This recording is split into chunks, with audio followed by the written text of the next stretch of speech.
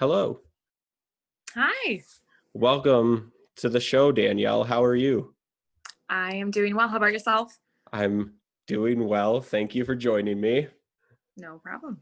So, why don't you let everyone know who you are and what you do slash currently working towards? Sure. Well, as you said, I'm Danielle. I am a clinical exercise physiologist. Currently going for my nursing degree because I guess, having two degrees isn't enough. So just chasing down more degrees and living in Appleton, Wisconsin. Currently displaced, like most of us right now, with COVID acting upon us. So, working in healthcare, just being called to action to float and go wherever you're needed to help out people. So, that's my current situation right now. I'm in the ICU these days, and I typically work in non invasive cardiac diagnostics. So, if we wouldn't be in a pandemic, I literally stress people out on the daily. That's my introduction. That's awesome. And what made you get started on this? Because I know you have a couple of degrees other than this, like exercise and kinesiology and stuff. What made you want to start nursing? Um, Nursing kind of came about um, probably after working in my field for about 5 years or so. So going into my master's for clinical exercise physiology, I knew for a fact it wasn't going to be a career that would lead me to drive Lamborghinis and pop bottles from the fanciest places on earth. It's a gratifying job that um, I literally get paid less than most nurses and respiratory therapists, which kind of hurts. But at the same time, working alongside these folks has been so humbling that it left me hungry and wanting to know more and do more for my patients. So I did consult with some physician assistant friends that I worked with in cardiology and asked them some pros and cons. I'm like, I'm considering about becoming a PA, physician's assistant.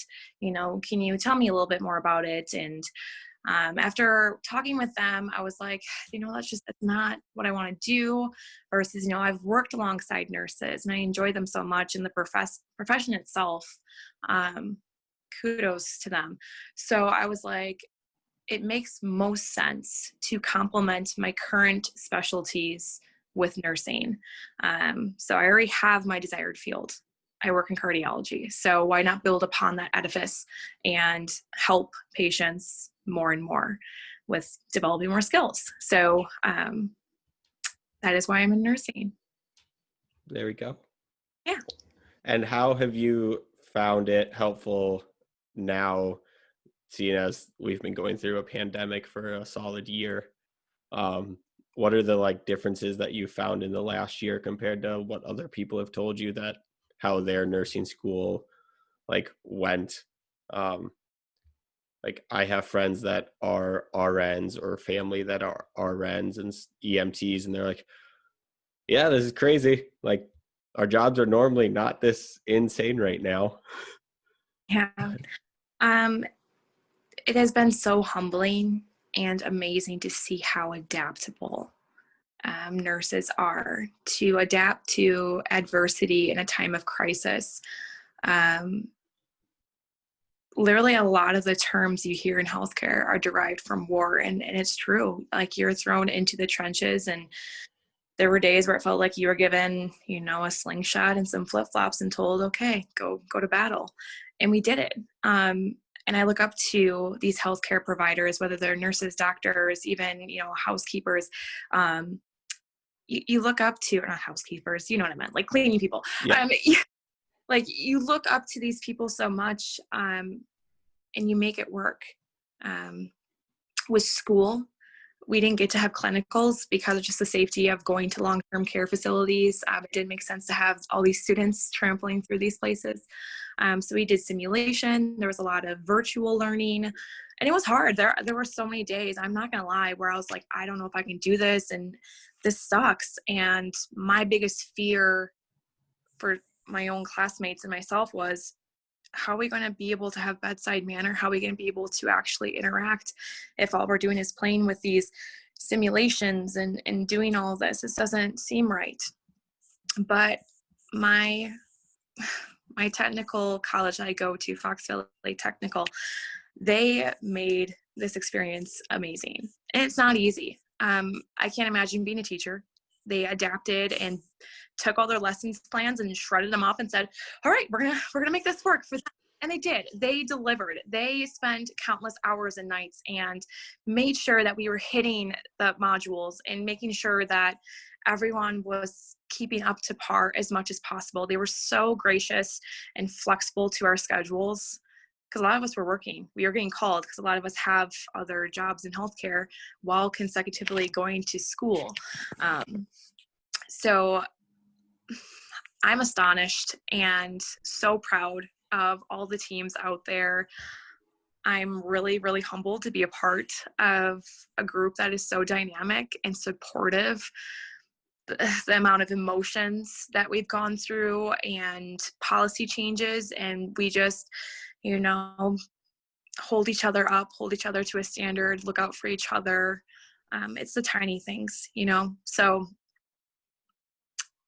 yeah, just humbleness, adaptability, and flexibility, all those words combined into one. It's been wild.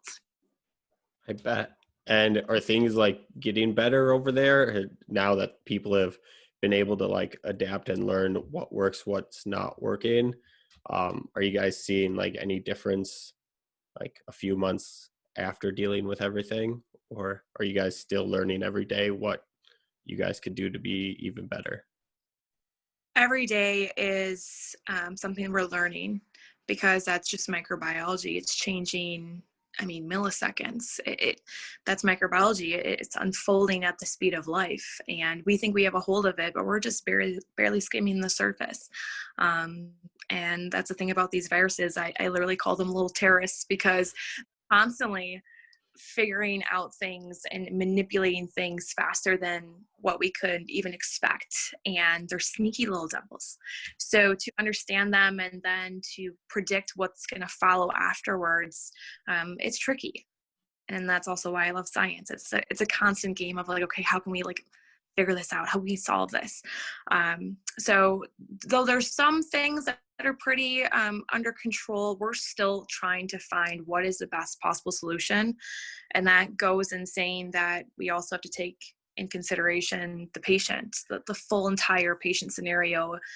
People are not just showing up with just COVID. They're coming in with other comorbidities, whether that's obesity, diabetes, heart disease, kidney disease. We have to treat the whole entire patient as a whole before we move forward with appropriate care plans and therapies. So I wish I could say, yep, we got her.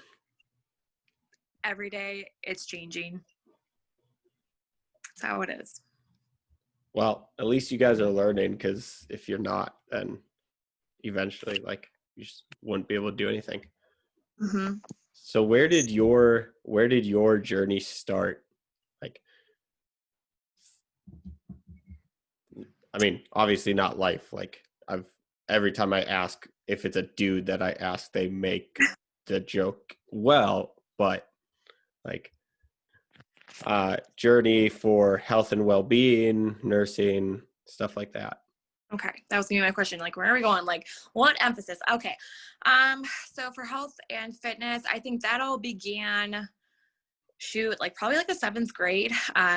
I think most of us can say middle school sucked. Definitely for females. I know for males, it sucks too. For females, middle school sucks. It really does. And I think that's when I was like, I hate my body and I hate being in it. Definitely as a female, society's already telling me to hate it. Look young, look skinny, but don't try so hard. It's so difficult. And then the side comments and chatter that you would hear of bullying, being called fat or chubby, it sticks with you. And then, you go out through high school, your body's still developing. And I just was so fixated on looking better and being better. I was in lots of sports growing up. I specifically, though, really fell into powerlifting into high school.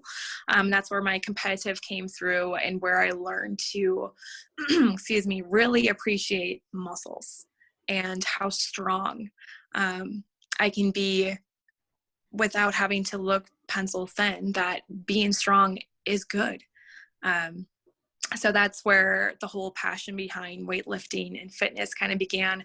At that time, I was also doing tons of triathlons too. So I was just constantly surrounded by, a good area to be outside. Plus childhood back then, we didn't have phones, thank the Lord. And we'd be out all day if we could. So that kind of sprung that. Then I went to Platteville and did a couple years there because I thought I was going to be a music major. Fun fact. Okay. And clearly that didn't happen, but there I played a lot of rugby and learned that sport, which even drove more competitiveness, and wanting to learn more. And I transferred to Oshkosh and thought I was going to be an athletic trainer Okay. because music wasn't working out. So I was like, we're going to go rogue. We're going to go right to the STEM field and I'm going to do athletic training. So clearly athletic training didn't work out because UW Oshkosh, where I did my bachelor's in kinesiology, they had like a 4-year kind of template, and I did not mesh well with that after being at Platteville for 2 years. So I switched to strength and conditioning, that emphasis. And I was like, I can do strength and conditioning. I was a weightlifting athlete. And I found it not to be my thing because I didn't enjoy the hours. I was like, I want to do more clinical work. You're thinking ahead. I want to be, a parent someday, possibly, settle down and not be on the road with these athletes, da, da, da. So my poor advisor was like, okay, Danielle, this is the third in my office. This is your final option. Like, we don't know what to tell you. And I was like, I promise this is my final last change. I'm going to switch to the emphasis of exercise science. Done. Okay. And they're like, okay, like this is literally your last option. So I switched to there, and I think they also secretly were like, we're going to help this girl out. So we're going to send her to a kinesiology seminar class, like a 101 simple snooze fest class. We're going to have you take that. It's like 4 weeks. There you go. So I remember going to the seminar class thinking this is the biggest waste of my time. Like, all these kids are freshmen. Like, what am I doing here? And there was a bunch of professionals lined up in the auditorium. There was a coach from the football team at UW. There was a corporate wellness, health promotion gal there, athletic trainer, just a nutritionist, anyone from like the health field was there. But I do remember there was this one female there that scared the living crap out of me. She was a clinical exercise physiologist who worked at Affinity down in Oshkosh and worked in cardiac rehab. And I just remember listening to the pros and cons of that job, and I was like, God, that's petrifying, working with people that have had open heart surgery and then piece them back together again and teach them everything they need to know before they can return to their life after going through such a trauma. That's so scary, but really cool. And so I remember going up to her and asking her to job shadow. And she goes, yeah, we'd love to have you. So I job shadowed with her and I loved it. Absolutely loved it. Because it kind of hit home to me. Because a lot of people don't know this story about me, but my brother passed away due to a heart-related issue. He died from a pulmonary embolism when I was in the 4th grade. So I remember losing him and being lost. I don't even know what a pulmonary embolism is. Like, what is it? I was like, whatever, I'm young and this sucks. I'm going to carry on, and kind of just like compartmentalize it in the back. So this was all kind of like serendipity happening. So I knew right then and there, I was like, this is it. I want to work in cardiopulmonary rehab. So I started to just like dive in deep. Like, what do I need to do? Like, what academics, like what is the schools that's going to make me the best possible clinical exercise physiologist, or CEP just for short. So what's going to make me the best CEP possible? And I had it all mapped out. But I was like, crap, I have to take chemistry. ugh, I hate chemistry. We're like oil and water. And so I tried taking chemistry at UW Oshkosh, and I was flunking hard. I would meet with a tutor. I would meet with the professor, everything. Like I would be there, that annoying kid in the front row, just trying to do everything I can, but I was still failing the class. So I showed up with sad crocodile tears to my advisor at Oshkosh, and he was like, I can't tell you what to do, but I can give you two options here. You can either finish out the class and dump your GPA as a result, or you can drop the class. It was a 5-credit class, and find some 3-credit interim winter course, and I'll put together a 2-credit independent study just so we can keep you at, full credits. And I was like, Mhm. you would do that? What a nice And he's like, yeah, person. absolutely. Think about it, right? So I ended up dropping chemistry, but at the same time, it was, a huge hit to the ego of like, oh my God, there goes my dream. Mhm. What am I going to do now? I can't get into my grad school because graduate degree to become a CEP. So I was like, well, I guess it's just not meant to be. So I graduated from Oshkosh and decided to go into corporate wellness. And I did my internship with Kimberly Clark. It was an amazing internship, but I still found myself so hungry. And I was like, this is not me. I can't see myself doing this. And being bored one day, I typed in master level EP and up pops UW La Crosse. And it didn't require chemistry. It didn't require and I was like, what is the loophole? Like, there's got to be something. And I'm looking at like all the professors and everything about this program. I'm like, this program is fancy pantsy, and like I can't fit into this. Like, I'm not smart enough for this program. It says right here in big bold letters, 15% acceptance rate. Like, I won't ever make this cut. But I threw in all my marbles and I said, just do it. So I reached out to 3 letters of recommendation, one of them being from that gal from Affinity. And I didn't know at the time she was an alumni from the same program. So I got a call on March 3rd. I'll never forget that date because I was at the gym and I had my phone attached to my hip because that's when I was told I would get a call. And it was literally attached to me, but I sat down to go load up my deadlifting bar, and I came back to a voicemail, and I was so pissed. I'm like, I just missed the biggest call of my life. And I was invited to begin at La Crosse, and that was the best year of my life. That's when I met you. Yep.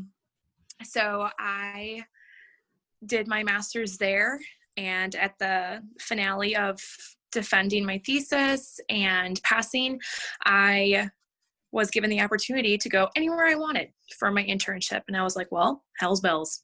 Let's go west. And I pointed to the map and applied, moved to Oregon, and that's when it all began. So kind of looped 2 stories into one, but that's what kind of brought it out, is just this competitive nature to be better, fueled by not letting some middle school BS, just finding the truth in weightlifting, and that there is so much strength. There's so many metaphors that relate to weightlifting, so I hope that answers your It question. does. It does. No, I like it. It's really Okay. good. Okay. And then who inspired you growing up and who inspired you now to keep doing these things? Whether it's fitness, working in nursing, all that good stuff. Um, it'd be like a culmination of, first of all, just having great parents. My mom is a hospice social worker, which I can't imagine doing that job. And growing up, I looked up to her so much. To come home after dealing with people that are passing and families grieving and organizing cares for people that aren't going to be living longer than 6 months, to come home with a smile on your face and cook dinner and make sure that all of us girls are cleaned up and homework is done, that's a hero in my eyes. I don't know how she did that.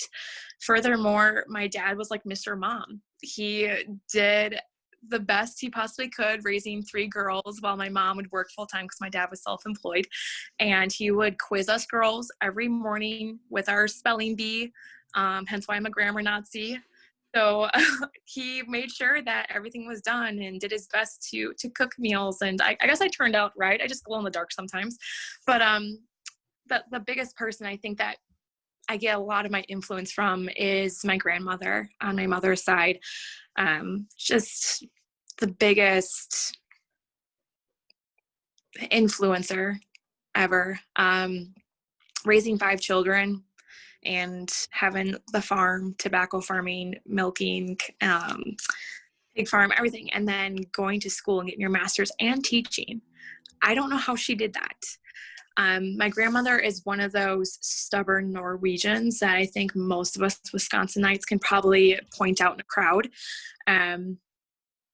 They may be small, but they're mighty. And she's a woman that if you were to tell her you can't do it, she would turn around and say, watch me.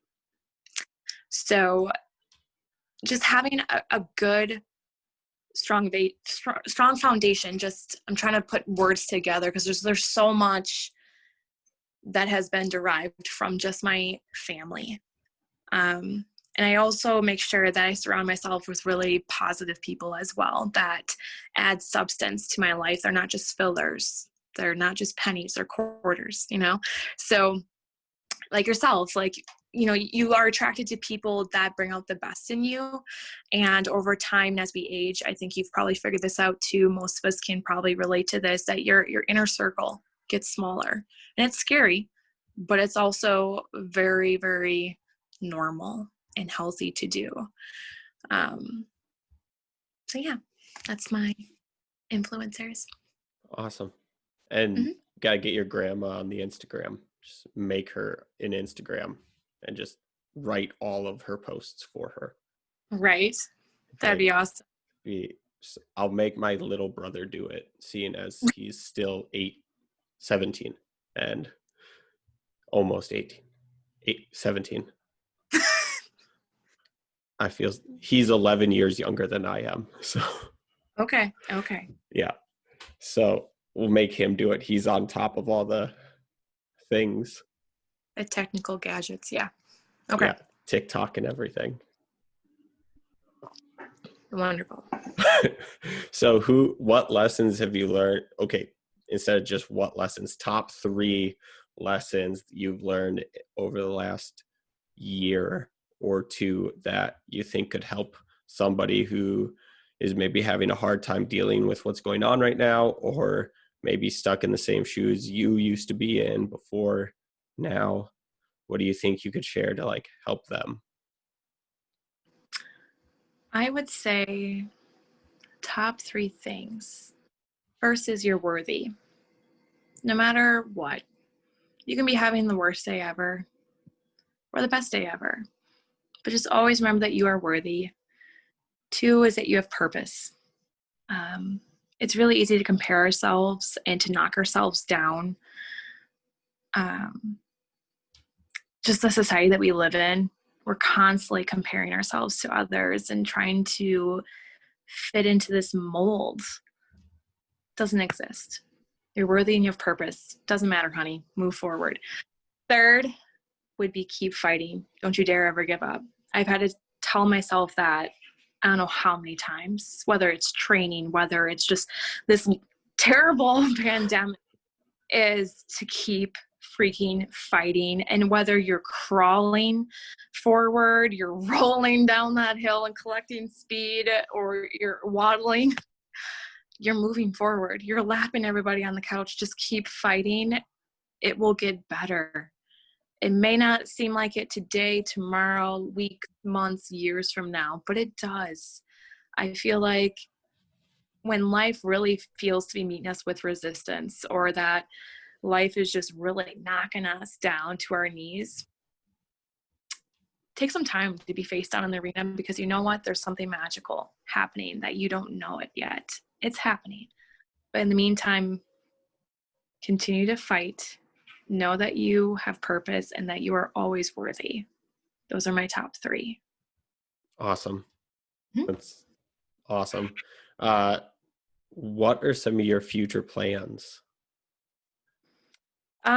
Future plans. Um, well, past nursing school, that Other than that. that's been a challenge, but just to pass nursing school, I want to make another stab at trying to complete a half Ironman. That rug got ripped out from underneath me last year with everything going on, which was kind of a blessing in disguise. Because my training fell apart, my nutrition was garbage because I was working days and nights and days, and it was, I didn't even know what month it was anymore. It wouldn't have gone pretty, needless to say. I would have made the news, been like, girl found floating, like it would have been bad. So I want to make another stab at doing a half Ironman. And then I think from just a non-fitness, a non-school work related goal, I think it is to just stand back and watch more, to be connected, to just stop worrying about what do I have to do right now, what do I have to do tomorrow, who's texting me, oh God, I have to catch up on this. Throw the phone to the damn river, pardon my language, and just be present. Stand back and just look at what's happening around you. I think that's one thing that I know I've noticed is just being in the presence of others, being in the presence of what's unfolding in front of you. Life becomes so much richer. Would probably just be my top 3 goals in every sector. Awesome. Mm-hmm. Good goals. So what books would you recommend for people to read right now? If you could give 3 that you have read that aren't textbooks or listen to that you think people could learn something from or just enjoy. Oh, rude. What are you talking about? I would Chemistry say 101. that book can be used as kindling for all I care. I do have 3 books that I picked out. I actually have 4, so it's gonna be a cut. Someone's not gonna make the team, so hold on. I gotta pick my starters. So I think the number 1 that I would recommend, definitely during this time, I kind of alluded to it during Continue to Fight. That was this book right here. I have Rising Strong by Brene Brown. She is my all-time favorite author of all time. This book literally changed my life. It just talks about shame and vulnerability, everything that we're really scared to talk about because no one likes to get, all in the feels. But unfortunately, life cannot happen unless we allow ourselves to be vulnerable. So great book. Highly recommend it. This next book, I was actually given it while at Barnes and Noble. A lady was standing there in like the self-help aisle, and I was there in my scrubs there after work one day, and I just wanted to find another book to read because there's always something you can work on. It's another thing they teach us females. There's always something you can do better. So I was there shopping to learn how to be a better human. And she must have saw that I was wearing my scrubs, and she hands me this book and she goes, "Can I offer you this book? I think it's going to help you really understand things better." She goes, "This book was given to me after my husband died, and it helped me grieve." And I was like, this is a great conversation. How morbid. Okay, I'm gonna go home and cry now. So I was like, yeah, sure. So I took it from her and said, have a nice day. Watch for deer. Typical Midwest. But it was Being Mortal by Atal Gawande. So most people wouldn't probably be like, I can't wait to read about being mortal. I was nervous to read about this. But it changed my outlook on having conversations with people, my outlook on death and dying, how living to the life to the fullest is so important, asking the right questions, getting comfy with respectful silence. That's something that I know I was never comfy with.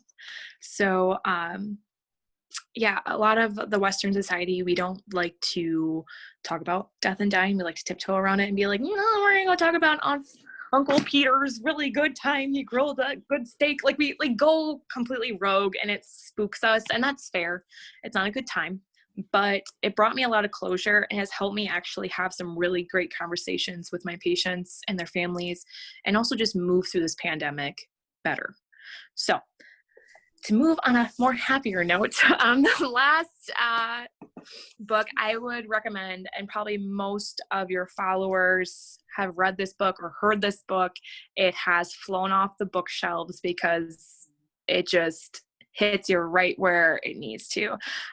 Untamed by Glennon Doyle. Phenomenal book. I've probably read it like 5 times. Pages are probably going to fall off soon. You can't highlight it and underline it anymore in certain spots, but it hits home. And it's not just for females, it is for everybody out there. I highly recommend it as well. Awesome. Mm-hmm. Now, that's all the questions I had written down. Okay. Is there anything else that you wanted to add? Where can people find you? I mean, yeah, I have, the social medias, Instagram, Facebook. I can share that with you to drop into links or whatever. But yeah, if they have more questions or want clarifications on stuff, I'm always willing to connect. I don't care. Growing up in a small town, I guess we just learn to talk to everybody. Awesome. Yeah, we learned Midwestern goodbyes. They take like 15 minutes. Yeah. All I right, wouldn't change see it. ya. See you later. Yeah, bye. But thank you so much for doing this. It was absolutely awesome. Not a problem.